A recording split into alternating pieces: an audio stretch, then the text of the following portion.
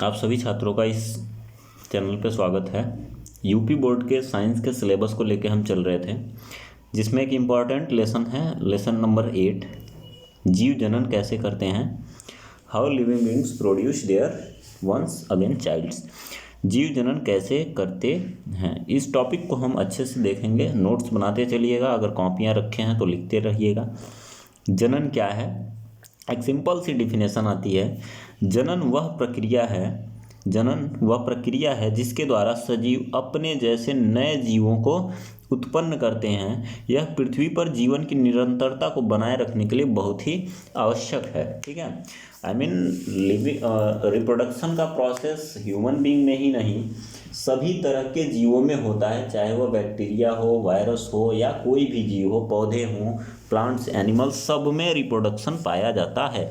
अन्यथा अगर रिप्रोडक्शन की प्रोसेस ना होगी तो यहाँ धरती पे जीवों का जो है कि सफाया हो जाए, कोई जीव बचेगा ही नहीं।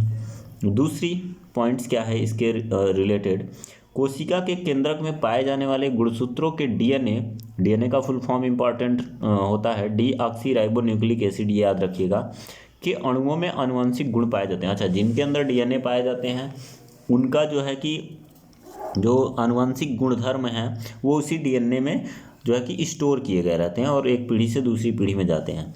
डीएनए अपनी प्रतिकृतियां बनाता है, नई कोशिकाएं बनाता है, इससे कोशिकाओं में विभिन्नता उत्पन्न हो जाती है। ये नई कोशिकाएं एक समान हैं परंतु समरूप नहीं। कोशिकाएं एक जैसी तो होती हैं लेकिन एकदम सेम टू सेम नहीं होती। अच्छा, दूसरी चीज़, रिप्रोडक्शन क्यों होता है? कभी सोचा है कि क्यों आखिर कोई कोशिका अपने आप को विभाजित कर? देखिए, होता क्या है, जब भी कोई छोटी कोशिका है, जब वो धीरे धीरे ग्रोथ करती है तो उसका न्यूक्लियस इस पूरे एरिया को संभाल नहीं पाता। आई मीन मैनेजमेंट सिस्टम इस सेल का डिसबैलेंस होने लगता है और ये अपने आप को सीमित करना शुरू कर देती है और धीरे धीरे एक खांच बनने लगती है इस कोशिका के ऊपर और फर्दर ये दो भागों में, छोटे भागों में डिवाइड हो जाता है और दो नए न्यूक्लियस के साथ दो नई कोशिकाएं बन जाती हैं, जिससे इनके ऊपर कंट्रोल रख पाना और इनका जो है कि मैनेजमेंट संभाल पाना आसान हो जाता है। अतः सभी कोशिकाएं वृद्धि के बाद, एक समय तक वृद्धि के बाद वो खुद को विभाजित कर लेती हैं। ठीक है, आगे देखें, विभिन्नता का क्या महत्व है। जैसे जैसे जीव बनेंगे, अलग अलग प्रकार के जीव बनेंगे तो उनके अंदर विभिन्नताएं भी होंगी और जो विभिन्नताएं होंगी उनका महत्व क्या होगा उस पर चर्चा करेंगे। तो देखते हैं कि लंबे समय तक जो प्रजातियां हैं, अच्छा, जीवन का जो विकास हुआ, अभी तक मानव की जो उत्पत्ति हुई या भिन्न भिन्न प्रकार के जीव बने, ये सभी सेक्सुअल रिप्रोडक्शन के ही जो है कि क्या है बेस पे तैयार किए गए हैं। ये सभी जीवों की विभिन्न प्रजातियां, आई मीन 84 लाख योनियां हैं टोटल, या कहने के लिए जो अभी तक जितनी खोज हो पाई है वो सारे जीव कैसे बने, वो सब सेक्सुअल रिप्रोडक्शन के फलस्वरूप ही बने हैं। आई मीन लैंगिक जनन के परिणाम स्वरूप वो सभी जीव तैयार हुए हैं। हम क्या देखते हैं, लंबे समय तक प्रजातियों की उत्तरजीविता को बनाए रखने के लिए विभिन्नता की जरूरत है। दूसरी, जैव विकास का आधार भी यही है। जैव विकास का मतलब कि ढेर सारे तरह के अनेक प्रकार के एन केन प्रकार के जीव बने हैं, वो सब इसी विभिन्नता के ही वजह से हुए हैं। दूसरा, प्रजनन के प्रकार को देखें तो दो तरह का प्रजनन होता है। पहला अलैंगिक, जो कि एक सिंपल प्रोसेस होता है। अलैंगिक क्या है? एक सिंपल प्रोसेस है, सिर्फ मेल या सिंगल या इंडिविजुअल कह लें, इंडिविजुअल जीव की जरूरत पड़ती है। आई मीन एक ही जीव इस प्रोसेस में अपने आप को नया जीव बना सकता है। दूसरा है हमारा लैंगिक जनन। लैंगिक जनन के लिए हमें मेल और फीमेल की ज़रूरत पड़ती है, जिसके अंदर फर्टिलाइजेशन होता है। फर्टिलाइजेशन एक्सटर्नल या इंटरनल दोनों हो सकता है। ये दोनों तरह के रिप्रोडक्शन प्लांट्स और एनिमल्स दोनों पे अप्लाई होते हैं। ठीक है, आगे देखें, अलैंगिक जनन के गुणधर्म क्या क्या हैं। अलैंगिक जनन के गुणधर्म या कैरेक्टर, इसमें कोई एक जीव ही रहता है। दूसरा, युग्मक का निर्माण नहीं होता, जाइगोट नहीं बनते। नया जीव पैतृक जीव के समान या समरूप होता है। जो जीव बनेगा वो अपने पेरेंटल सेल के या मदर सेल के समान होगा। सतत गुणन के लिए यह एक बहुत ही उपयोगी माध्यम है। आई मीन लगातार कंटिन्यू आप प्रोडक्शन करते रहिए, कोई दिक्कत नहीं है। यह निम्न वर्ग के जीवों में अधिक पाया जाता है। जो सिंपल फॉर्म होता है, मैंने कहा पहले ही सिंपल रिप्रोडक्शन मेथड है, तो ये सिंपल लिविंग बीइंग्स के अंदर पाया भी जाता है। जो ऐसे जीव जो एक कोशिकीय हैं उनके अंदर ये इस तरह का रिप्रोडक्शन ज़्यादा पाया जाता है। हमारे अंदर भी असेक्सुअल रिप्रोडक्शन होता है, लेकिन कब? जब एक नया जीव बन गया, उसके अंदर जो ग्रोथ होती है वो अब अभी कोई बच्चा छोटा है, वो धीरे धीरे ग्रोथ कर रहा है, तो ग्रोथ करते टाइम उसके अंदर सेक्सुअल रिप्रोडक्शन थोड़ी हो रहा है, उसकी सेल तो असेक्सुअली ही डिवाइड हो रही है ना, तभी तो ग्रोथ कर रहा है। तो ये जो है कि फार्मूला है। आगे चलते हैं, लैंगिक जनन जो है, लैंगिक प्रजनन, उसको देखते हैं। लैंगिक प्रजनन के क्या क्या प्रॉपर्टीज़ हैं या क्या क्या गुणधर्म हैं। पहला प्रॉपर्टीज़ की, इसके अंदर दो जीव चाहिए, एक मेल चाहिए और दूसरा फीमेल चाहिए। नर युग्मक व मादा युग्मक बनेंगे, नर के अंदर नर युग्मक बनेगा और मादा के अंदर मादा युग्मक बनेगी, यानी नर युग्मक स्पर्म होगा और मादा युग्मक अंडाणु होगी। ठीक है, इसी के साथ नया जीव आनुवांशिक रूप से पैतृक जीवों के समान होगा, परंतु समरूप नहीं होगा। थोड़ा अच्छा, मानव का लड़का आई मीन ह्यूमन बीइंग का लड़का मानव जैसा ही तो होगा ना, दूसरा ऊंट थोड़ी पैदा हो जाएगा, लेकिन वो आनुवांशिक रूप से समान नहीं होगा। ठीक है, समरूप नहीं होगा, जस का तस नहीं होगा। लेकिन असेक्सुअल रिप्रोडक्शन में कोई विभेद नहीं होता। अमीबा का जो अमीबा नया अमीबा बनेगा वो पुराने पितृ अमीबा कोशिका के सेम टू सेम होगा, लेकिन मानव में जो बच्चा पैदा होगा वो मानव के समान नहीं होगा। अगला टॉपिक क्या है? प्रजाति में विभिन्नताएं उत्पन्न करने में यही जो है और सेक्सुअल रिप्रोडक्शन जो है, इसी की वजह से सारी विभिन्नताएं अभी तक की उत्पन्न हुई हैं। उच्च वर्ग के जीवों में ये सेक्सुअल रिप्रोडक्शन पाया जाता है। ऐसे जीव जिनके अंदर डेवलपमेंट हो चुका है या मल्टी सेलुलर एनिमल्स हैं, मल्टी सेलुलर मीन्स बहुकोशिकीय हैं, जो एक कोश की छोड़ के सब बहुकोशिकीय ही है ना, तो उनके अंदर ये सेक्सुअल रिप्रोडक्शन पाया जाता है। अलैंगिक जनन की कौन कौन सी विधियां हैं, किस किस तरह से अलैंगिक जनन संभव होता है वो देखें। तो पहला है आपका विखंडन। विखंडन क्या है? एक जीव खुद को क्या करे, दो भागों में विखंडित कर दे। इस प्रक्रम में एक कोशिका दो या दो से अधिक कोशिकाओं में विभाजित हो जाती है। एग्जाम्स में पूछा जाता है, क्वेश्चन कैसे पूछे जाते हैं, अलैंगिक जनन के लक्षण बताइए। तो ऊपर अभी जो हमने लक्षण डिस्कस किया आप उसको लिखेंगे। अलैंगिक प्रजनन की विधियां पूछता है, तो अभी जो हम करने जा रहे हैं इसको लिखेंगे। विखंडन में क्या होता है? इस प्रक्रम में एक कोशिका दो या दो से अधिक कोशिकाओं में विभाजित हो जाती है, दो नई कोशिकाओं में विभाजित हो जाती है। अच्छा, इसमें भी विखंडन है तो वो छोड़ दीजिए। पहला इसमें द्विविखंड, विखंडन का प्रकार है द्विविखंडन। जीव दो कोशिकाओं में अगर विभाजित होता है इसको द्विविखंडन कहते हैं। ज़्यादातर ये अमीबा में होता है। यहाँ एक बड़ी कोशिका बनी, धीरे धीरे ग्रोथ हुआ, फिर ग्रोथ के साथ ही ये अपने आप को क्या करने लगी, संकुचित भी करने लगी, और संकुचित करने के बाद ये फर्दर दो भागों में डिवाइड हो गई। ठीक है, आगे चलें। बहुविखंडन क्या होता है? कोई एक जीव है और वो ढेर सारे पार्ट्स में टूट गया, ढेर सारे जीव बना लिए छोटे छोटे, तो इसको हम कहेंगे बहुविखंडन। बहुत जीव बहुत सारी कोशिकाओं में विभाजित हो जाता है, जैसे प्लाज्मोडियम। अमीबा के अंदर द्विविखंडन, प्लाज्मोडियम के अंदर बहुविखंडन, भूलेगा नहीं, एकदम श्योर। आगे चलते हैं। अब आता है दूसरा मेथड, खंडन, टूटना या तोड़ तोड़ के उसको डिवाइड करना। खंडन में क्या होता है? इस प्रजनन की विधि में सरल संरचना वाले बहुकोशिकीय जीव विकसित होकर छोटे छोटे टुकड़ों में खंडित हो जाता है। ये टुकड़े वृद्धि करके नए जीव बना लेते हैं, स्पाइरोगाइरा। स्पाइरोगाइरा एक तरह का शैवाल होता है। इस शैवाल को हम जितने पार्ट्स में तोड़ देंगे ये सभी फ्रेगमेंट्स क्या करेंगे, नया स्पाइरोगाइरा बना लेंगे। इसे हम कहते हैं खंडन विधि। ठीक है, कोई डाउट नहीं है ना? अगर कुछ दिक्कत होती है आप कमेंट में हमें बिल्कुल सजेशन दीजिएगा, आपके अकॉर्डिंग वीडियो प्रोड्यूस करने के लिए मैं ट्राई करूँगा। पुनरुद्भवन क्या होता है?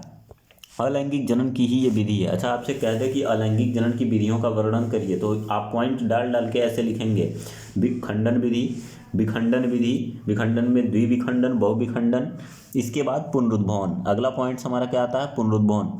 इस प्रक्रम में किसी कारणवश जब कोई जीव कुछ टुकड़ों में टूट जाता है, जैसे पुनरुद्भवन की प्रक्रिया छिपकली के पूंछ में होती है। एक पुनरुद्भवन पे ऑलरेडी मैं वीडियो बना चुका हूँ उसमें आप देखिए सॉरी, तब प्रत्येक टुकड़ा नए जीव में विकसित हो जाता है। जैसे ये कोई जीव है, इसको तोड़ दिया हमने, ये भी नया पार्ट बन गया और ये भी नया पार्ट। कैसे? पुनर्जनन करके। जैसे छिपकली की पूंछ कट जाती है तो बाद में क्या करती है, अपनी पूंछ फिर से बना लेती है।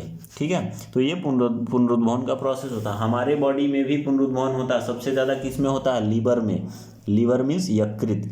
यकृत अगर हमारा खराब होता है वो जल्दी बन जाता है। हमारे स्किन में पुनरुद्भवन की क्षमता होती है, लेकिन बहुत ज़्यादा नहीं होती। थोड़ा बहुत चोट लगा तो अपने आप वो सही हो जाएगा।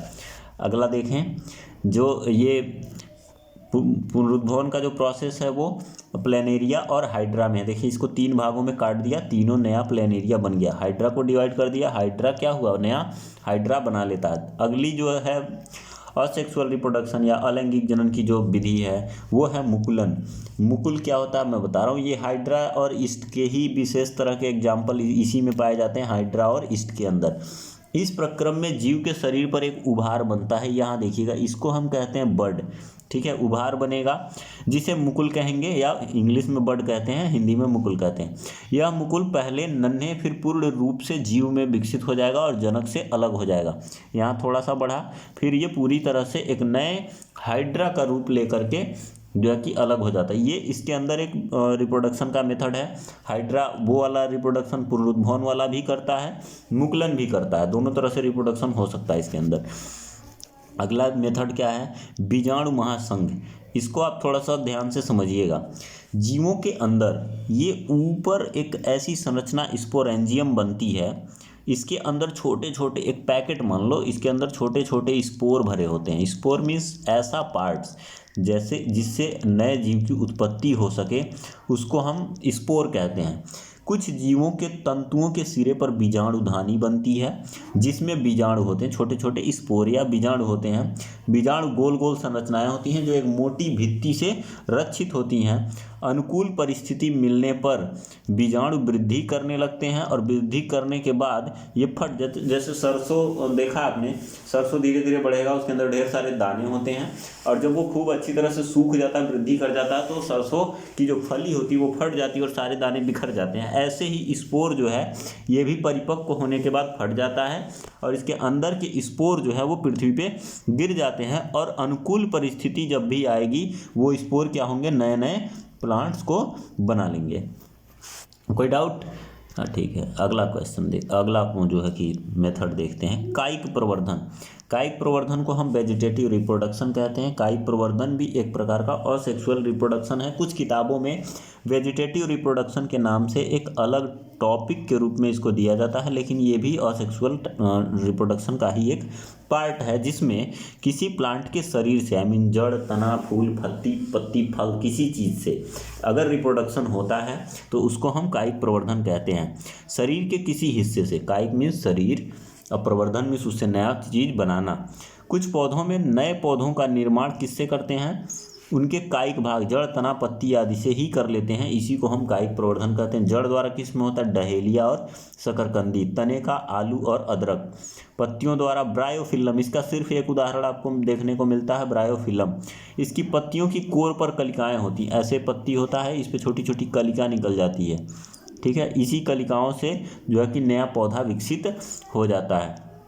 आगे देखें तो कुछ कृत्रिम विधियां हैं कायिक जनन करवाने की, जो हम लोग खुद मानव द्वारा किया जाता है। रोपण आम, कर्तन गुलाब और लेयरिंग चमेली।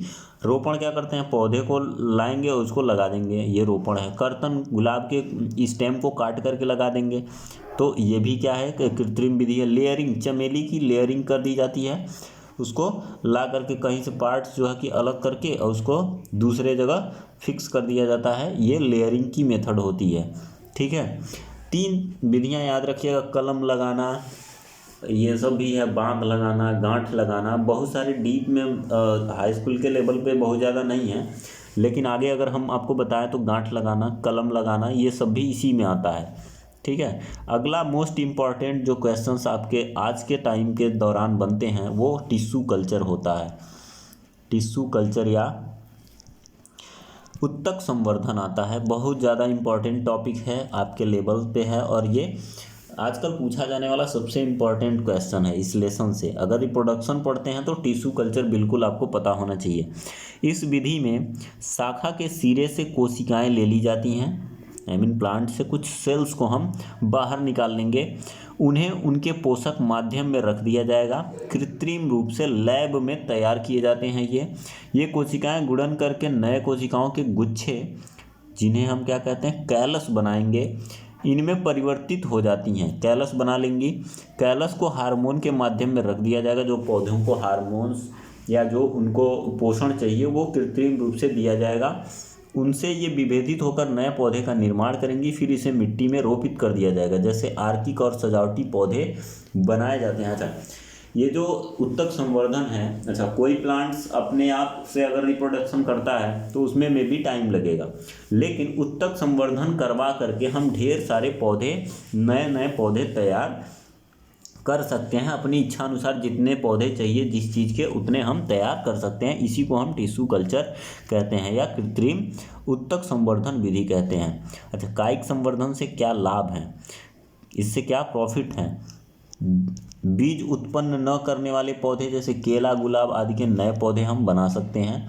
नए पौधे आनुवंशिक रूप से जनक के समान होते हैं। जो उसी पौधे का काट के हम दूसरी जगह लगाएंगे तो वो पौधा दोनों सेम ही तो होगा, इसके अंदर किसी तरह का जो है कि विभिन्नता नहीं आएगा।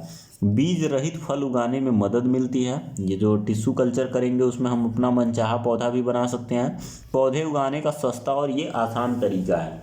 बार बार उसमें खरीदने नहीं जाना, उसी का टिश्यू निकाल के उसी को दोबारा लगा दिया। कलम जो पौधा हमारे यहाँ है उसी को काट करके लगा देंगे। गन्ने को भी, गन्ने के तने को काट करके उसकी कृषि की जाती है, गन्ने के फसल उगाए जाते हैं। तो ये कायिक संवर्धन के कुछ प्रॉफिट्स हैं। उसके बाद लैंगिक प्रजनन में क्या क्या है वो देखते हैं हम। लैंगिक प्रजनन में नर व मादा युग्मक के मिलने से ही होगा, ये इसकी सबसे बड़ी डिसएडवांटेज कह लीजिए या एडवांटेज कह लीजिए। नर व मादा युग्मक के मिलने के प्रक्रम को निषेचन कहते हैं। संतति में विभिन्नता आएगी, यही इसका मेन एडवांटेज है या प्रॉफिट है। जनन तो हो जाएगा कैसे भी, अलैंगिक लैंगिक जैसे भी करवाना चाहें हो जाएगा, लेकिन हमें अगर विभिन्नता लानी है, उच्च कोटि के जीव बनाने हैं, तो हमको लैंगिक प्रजनन के प्रोसेस को फॉलो करना पड़ता है। ठीक है, आगे चलते हैं। पुष्पी पौधों में लैंगिक जनन, ऐसे पौधे जिनमें फूल पाए जाते हैं जिम्नोस्पर्म कहे जाते हैं या पुष्पीय पौधे कहे जाते हैं। इनमें लैंगिक जनन कैसे होता है? फूल पौधे का जनन अंग होता है। ऐसे पौधे जिनमें फूल बनते हैं वही उसका जनन अंग होता है। एक फूल के कुछ भाग होते हैं, बाह्य दल, पंखुड़ी, स्त्री केसर और पुंकेसर। अभी नीचे फूल की संरचना मैं आपको दिखाऊंगा, आगे चलता हूँ। फूल के प्रकार, फूल भी दो प्रकार के होते हैं। उभयलिंगी पुष्प, ऐसा पुष्प जिसमें मेल और फीमेल दोनों पार्ट एक ही पुष्प के अंदर पाए जाते हैं, उसको हम उभयलिंगी पुष्प कहते हैं। ऐसे पौधे जिसमें मेल अलग और फीमेल अलग होती है, मेल अलग और फीमेल अलग होती है, इसको हम एक लिंगी पुष्प कहते हैं। ठीक है, यहाँ देखिएगा, स्त्री केसर व पुंकेसर दोनों एक ही में उपस्थित हों, जैसे सरसों और गुड़हल, इसको हम उभयलिंगी पुष्प कहेंगे। स्त्री केसर और पुंकेसर में से कोई एक ही जननांग उपस्थित होता है, जैसे पपीता और तरबूज। अच्छा, कुछ पौधों में शादियां कराई जाती हैं। पपीता का पौधा अकेले कहीं लगा दीजिए, वो फल नहीं दे पाएगा। अगर वो मेल है तो उसके आसपास कहीं और पौधा होना चाहिए, किसके लिए? परागण के लिए। परागण नहीं होगा तो नए पौधे जो है कि नए फल नहीं लगेंगे। इसी वजह से ऐसे पौधों के आसपास दो और भी पौधे होने ज़रूरी होते हैं। ठीक है, अगला क्वेश्चन, यहाँ से आप थोड़ा सा इस संरचना को देखिएगा। जो ये बीच का भाग है ये है आपका अंडाशय। थोड़ा सा मैं कलर चेंज कर लेता हूँ।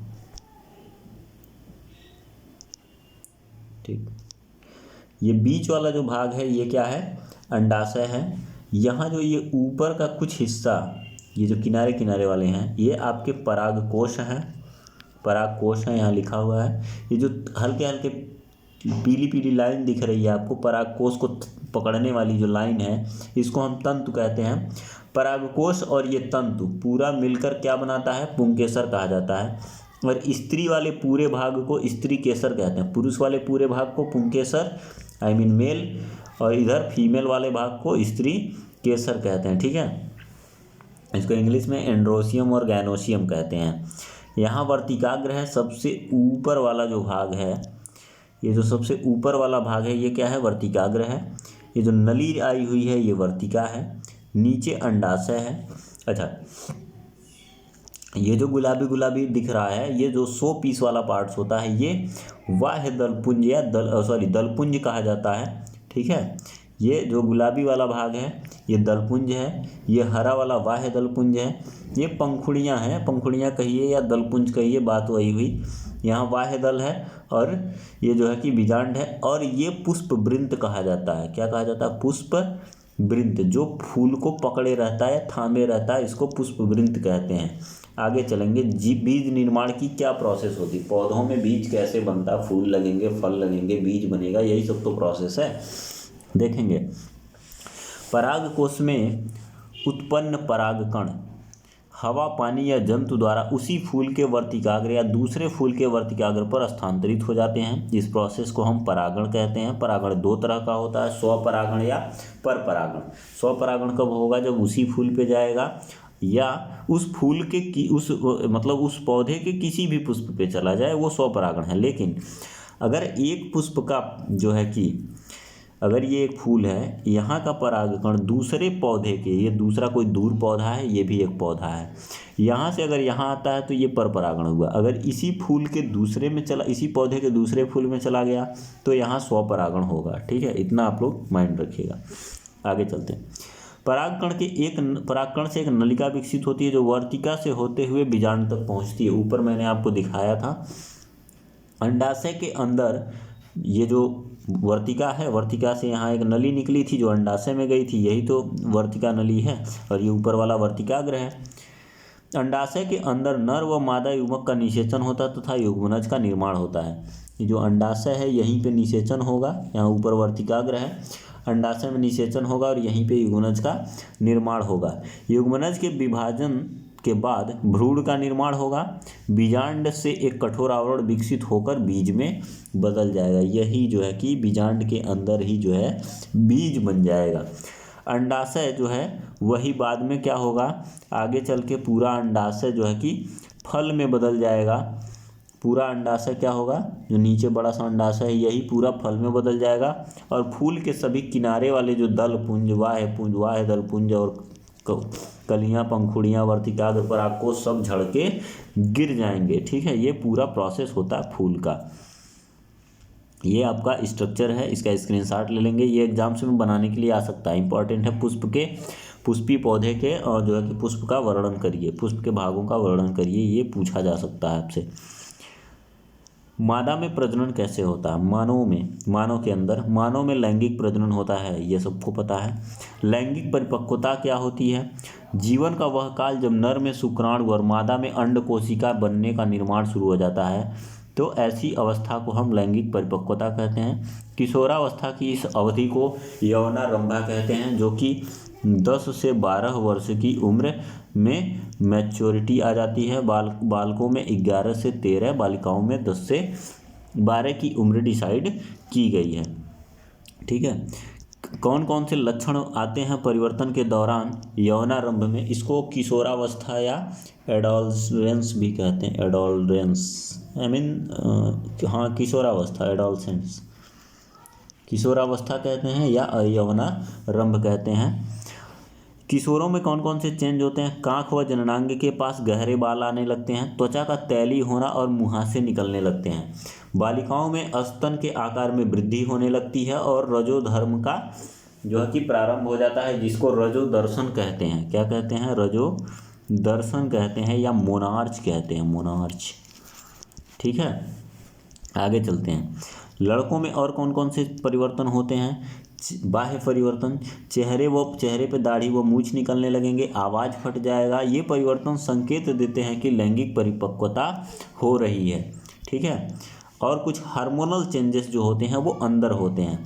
कौन कौन से जो है कि जनन तंत्र पाए जाते हैं, इस पर अगर चर्चा करें तो वृषण क्या है, उदर गुहा से बाहर, ये जो उदर गुहा है, उदर गुहा से बाहर ये जो वृषण कोष पाए जाते हैं ये उपस्थित होते हैं। वृषण कोष तापमान के तुलनात्मक रूप से कम होता है, जो शरीर का तापमान होता है उससे वृषण कोष का जो टेम्परेचर होता है वो थोड़ा कम होता है, इसीलिए इसको शरीर से बाहर जो है कि डिजाइन किया गया। गॉड गिफ्टेड है ये, इसको गॉड ने डिजाइन किया, हमारे शरीर से बाहर रखा ताकि ये अपने टेम्परेचर को मेंटेन कर सके।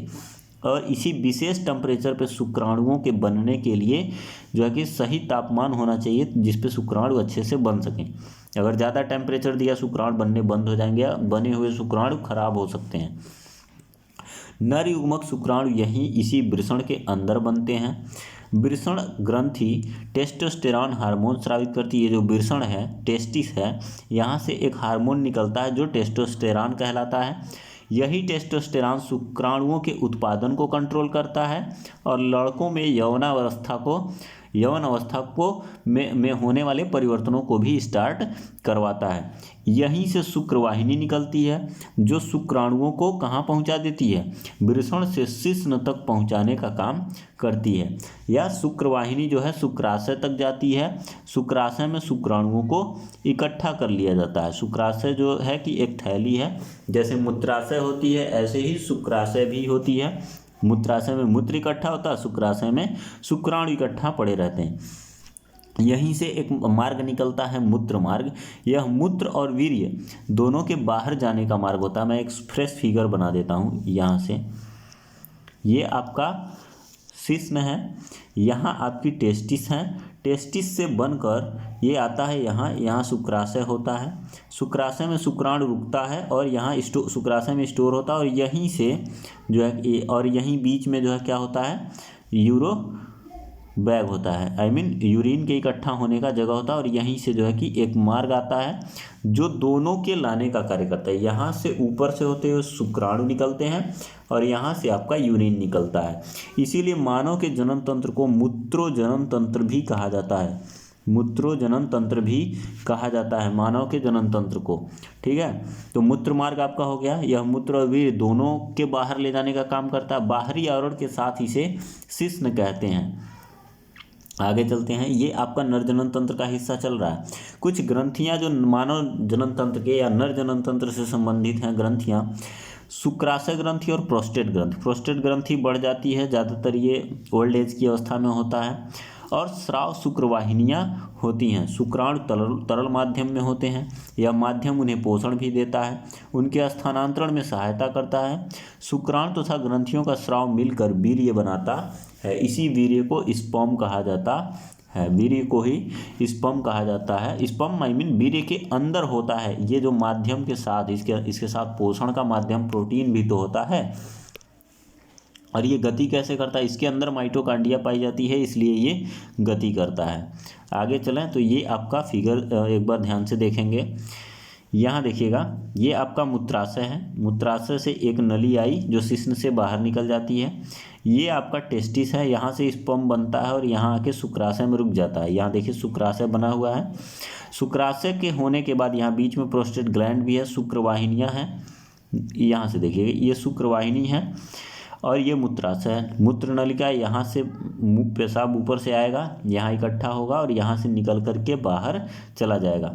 यहाँ वृषण में स्पर्म बनते हैं, शुक्राशय में जाके रुकते हैं और यहीं शुक्राशय से ये भी शिश्न के रास्ते बाहर आ जाते हैं। यही मानव का नर जनन तंत्र है। इसको ध्यान से देखेंगे।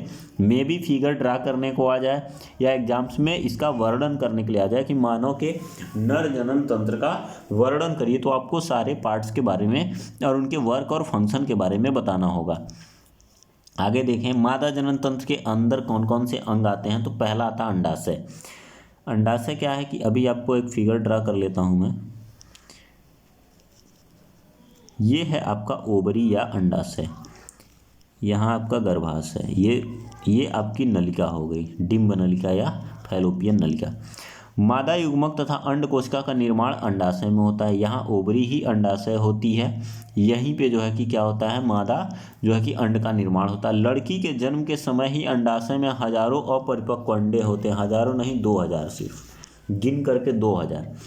यौनारंभ पर इनमें से कुछ अंड परिपक्व होने लगते हैं। 10 से 12 वर्ष की अवस्था में इनमें से कुछ अंडे जो हैं परिपक्व हो जाते हैं और इसके बाद इनमें से दोनों में से दोनों साइड में दो ओवरी है ना, तो उन दोनों में से हर महीने किसी एक ओवरी से, दोनों में से एक अंडाशय द्वारा हर महीने एक परिपक्व अंड उत्पन्न किया जाता है।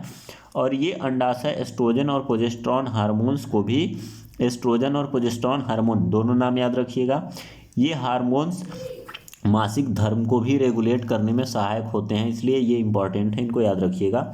हार्मोन भी इसी अंडाशय से उत्पन्न होता है। दूसरी आपकी आती है अंडवाहिनी। यहाँ जो ओवरी बनाई हमने, यहाँ से दो वाहिनी बनाई थी ना ऐसे, तो इसी को हम कहते हैं अंडवाहिनी। ये नली होती है जो कि गर्भाशय से अंडाशय को जोड़ने का काम करती है। अंडाशय द्वारा उत्पन्न अंड कोशिका को गर्भाशय तक लाने का जो काम होता है वो ये अंडवाहिनी करती है। अंड कोशिका का शुक्राणु का निषेचन भी इसी फैलोपियन ट्यूब में होता है। ये इंपॉर्टेंट क्वेश्चन पूछा जाता है कि अंड कोशिका या निषेचन की प्रक्रिया कहाँ होती है, अगर आपसे पूछते हैं तो आप सीधे क्या बताएंगे, फैलोपियन ट्यूब में। तीसरा इंपॉर्टेंट जो सेक्शन है वो है गर्भाशय या यूटेरस। यह एक थैलीनुमा संरचना होती है जहाँ पर शिशु का विकास होता है। अभी फिगर हम आपको दिखा दे रहे हैं, ऊपर चलते हैं, यहाँ देखिएगा। ये जो संरचना आपको दिख रही है ये आपका पिंक वाला फैलोपियन ट्यूब हो गया। यहाँ वाइट कलर का जो दिख रहा है ये आपकी ओवरी हो गई या अंडाशय हो गई, ठीक है। ये आपका गर्भाशय है, ये ग्रीवा है, और ये जो मुख्य भाग है सामने वाला ये योनि है। योनि के जस्ट पीछे ग्रीवा की स्थिति होती है और यहाँ एक लंबी संकरी नली है। यहाँ जो है कि ये पार्ट गर्भाशय का है।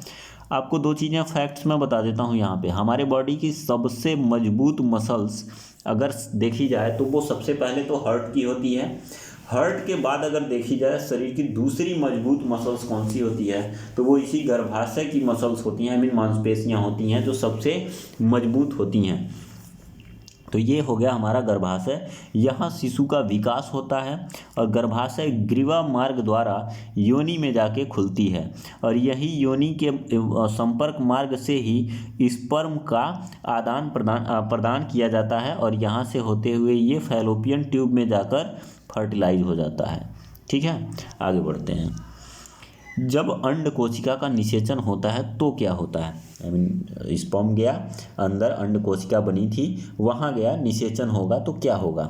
निषेचित अंड युग्मनज कहलाता है, आई मीन अंडा गया निषेचित हो गया, अब उसको हम क्या कहेंगे, युग्मनज। जो गर्भाशय में रोपित हो जाता है वो आकर के गर्भाशय में रुक जाएगा, हुक के जैसी संरचना बनती है और जो गर्भाशय की दीवार से आके चिपक जाती है। गर्भाशय में रोपण के पश्चात युग्मनज में विभाजन के विभेदन होता है, अब भ्रूण का निर्माण होता है। भ्रूण किसको कहते हैं, 8, 16, 32, 64 जैसे जैसे कोशिकाएं बढ़ जाती हैं अब हम उन्हें ब्लास्टुला, मारुला ये सब बोलते हैं। छोटी अवस्था में जब कोशिकाओं की अवस्था बढ़ जाती है हम उसको भ्रूण बुलाते हैं, ठीक है, भ्रूण कहते हैं।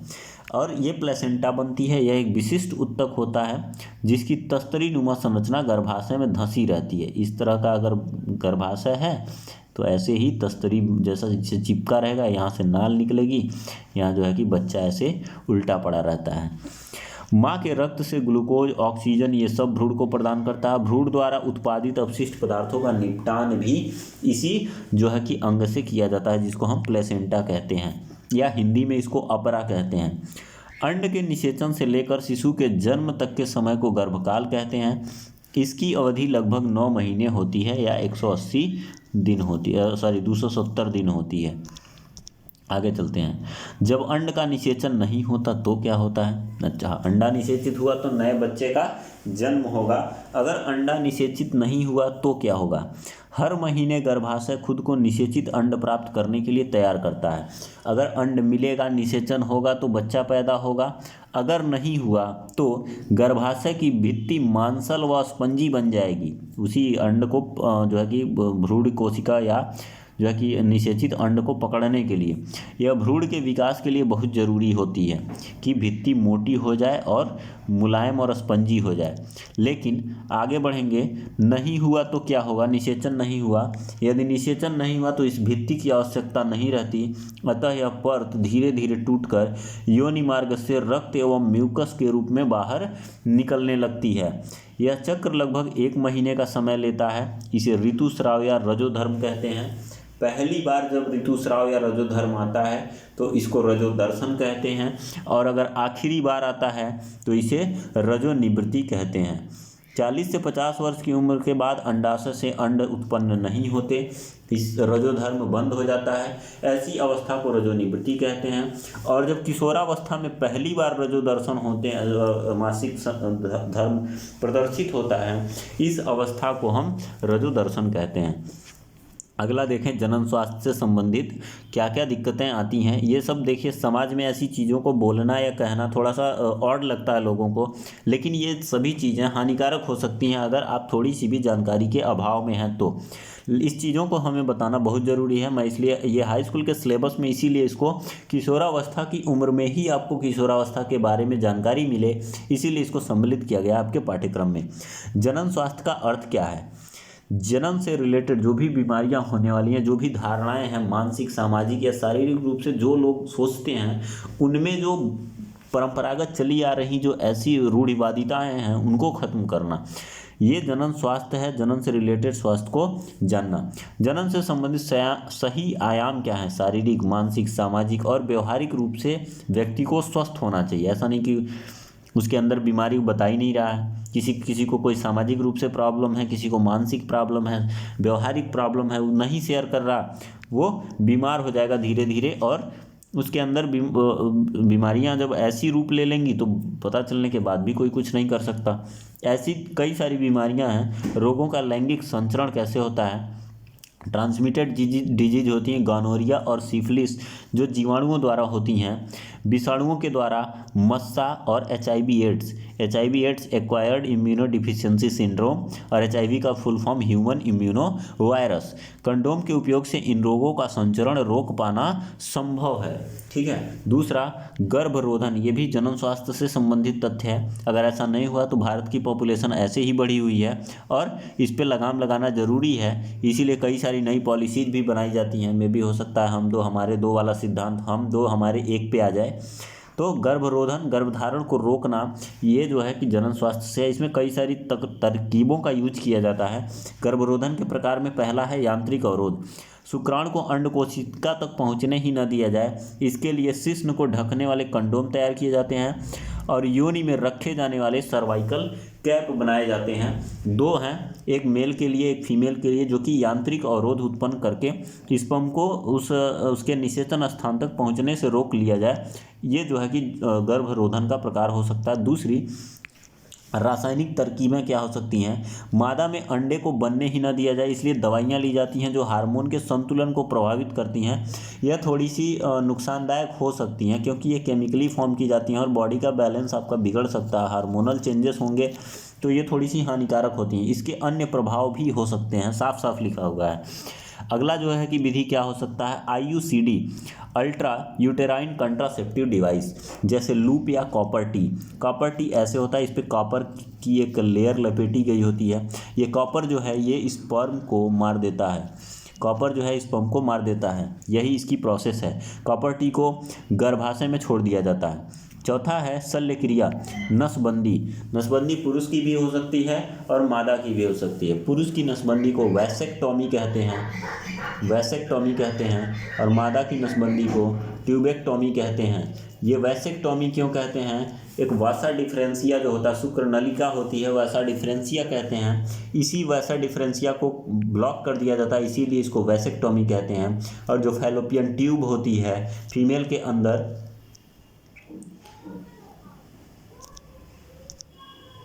अंदर, फैलोपियन ट्यूब जो होती है, वो फैलोपियन ट्यूब जो है क्या कर दिया जाता है? काट दिया जाता है या ब्लॉक कर दिया जाता है। इसी को हम फिर ट्यूबेक्टॉमी के नाम से बुलाते हैं। ट्यूबेक्टॉमी और वैसेक्टॉमी में भी आपको अच्छे से क्लियर हो गया होगा। समाज में फैली बहुत बड़ी समस्या है भ्रूण हत्या। मादा भ्रूण को गर्भाशय में ही मार देना भ्रूण हत्या कहलाती है। एक स्वस्थ समाज के लिए संतुलित लिंग अनुपात आवश्यक है, एक जो कि मानव द्वारा कृत्रिम रूप से नहीं किया जा रहा फॉलो। बहुत सारे गवर्नमेंट्स ने इसके लिए रूल, रेगुलेशन और क्राइटेरिया निर्धारित किए हैं। यह तभी संभव हो पाएगा जब लोगों में जागरूकता फैलाई जाएगी। भ्रूण हत्या, भ्रूण लिंग निर्धारण जैसी घटनाओं को रोकना होगा। और क्या चीज़ें इसमें हैं भ्रूण हत्या से रिलेटेड? लोग लिंग का जांच करवाते हैं, लिंग की जांच करवाते हैं, मेल फीमेल को एक जैसा नहीं समझते, मेल फीमेल को एक जैसा नहीं समझते, फीमेल बेबी है तो उसे क्या करते हैं, डिवोर्स करने की कोशिश करते हैं, और मेल की इच्छाएं रखते हैं। ये सामाजिक जो है कि प्रभाव हैं, या कई सारी ज़रूरतें हो सकती हैं उनकी। कोई दो बेबी फीमेल हो गई तो वो तीसरा फीमेल नहीं चाहता, मेल बेबी चाहिए, तो वो चेकअप कराना शुरू कर देते हैं। या भ्रूण उल्ब भेदन की प्रक्रिया आती है, जिसमें यही भ्रूण उल्ब भेदन की ही प्रोसेस है जो कि जांच करने के लिए यूज की जाती है। तो ये आपका जो लेसन था, इसमें हमने देखा जनन क्या है। सबसे पहला पॉइंट हमने क्या देखा कि रिप्रोडक्शन क्या है, जनन क्या है। रिप्रोडक्शन के प्रकार देखे, एनिमल में कैसे होता है और प्लांट में कैसे होता है। प्लांट्स पे हमने डिजीज़ के बारे में नहीं देखी, लेकिन एनिमल्स में होने वाले हमने डिजीज़ देखे। ट्यूबेक्टोमी, वैसेक्टोमी देखा, जो इम्पॉर्टेंट टॉपिक है। और दूसरा इम्पॉर्टेंट टॉपिक क्या था आपका, जब हम प्लांट्स पढ़ रहे थे तो इसमें हमने टिश्यू कल्चर देखा। एक पॉइंट और हमने देखा, वो क्या, छिपकली की पूंछ में क्या होता है, पुनरुत्थान जो हमने देखा, पुनरुत्थान देखा। तो ये सारे आपके रिप्रोडक्शन से रिलेटेड इंपॉर्टेंट टॉपिक हैं। क्वेश्चन क्या बन सकते हैं, मानव के नर जनन तंत्र का वर्णन करिए, मादा के नर जनन तंत्र का वर्णन करिए, टिश्यू कल्चर क्या है, पुनरुत्थान क्या है, कायिक जनन क्या है, जनन के प्रकार क्या हैं, कायिक जनन के लाभ क्या हैं, या फिर असेक्सुअल या अलैंगिक जनन के लाभ क्या हैं, अलैंगिक जनन के लक्षण लिखिए, लैंगिक जनन में होने वाले परिवर्तनों को बताइए, नर व मादा में होने वाले जो है कि द्वितीयक लैंगिक लक्षणों को लिखिए, जिनमें हमने आपको बताया कि उनके शरीर में जो बदलाव होते हैं वही द्वितीयक लैंगिक लक्षण कहे जाते हैं। तो मुझे उम्मीद है कि अभी जो जानकारियां मैंने आपके साथ शेयर की वो आपको बिल्कुल अच्छी लगी होंगी। मेरे चैनल को सब्सक्राइब करिएगा, और आप जो भी दिक्कत होती है वो हमें ज़रूर बताइएगा। इसी के माध्यम से हम अपने अंदर सुधार ला सकते हैं, ठीक है। तो कमेंट्स बॉक्स में ज़रूर हमें ऐसे सजेशन ज़रूर दीजिएगा आप लोग, ठीक है। Very very thanks to all of you.